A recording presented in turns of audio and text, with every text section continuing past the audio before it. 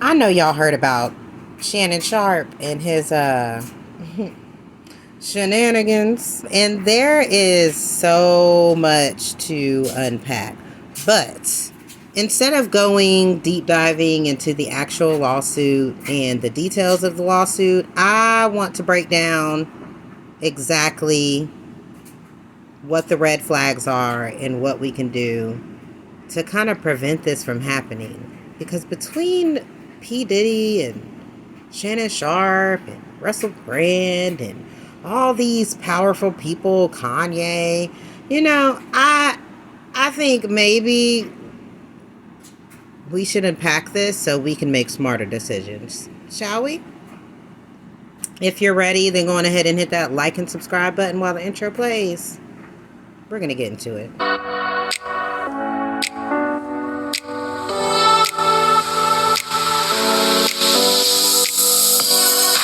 So with this Shannon Sharpe stuff, I feel like it's so much to unpack that maybe we should break this up into parts.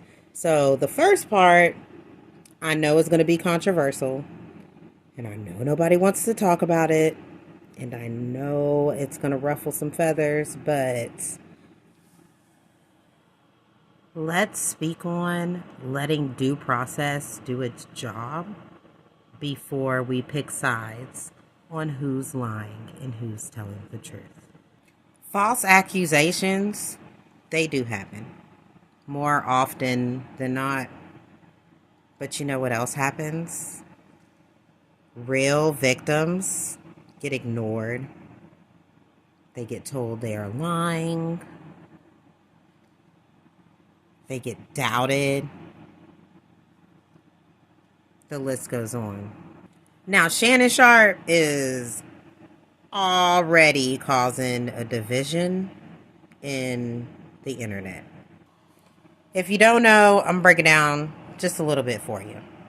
All right. Shannon Sharpe, 56-year-old man, back in 2024, met this nice 19-year-old woman.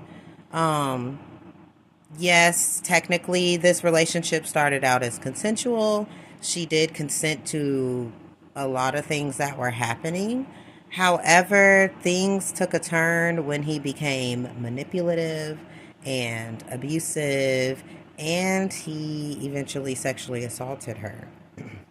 Now, to some, this sounds like a money grab. It does. First of all, Tony Busby is the lawyer for this, and if we haven't learned from P. Diddy and Jay-Z, Tony Busby is probably not the best man for the job if this was absolutely true. But whatever.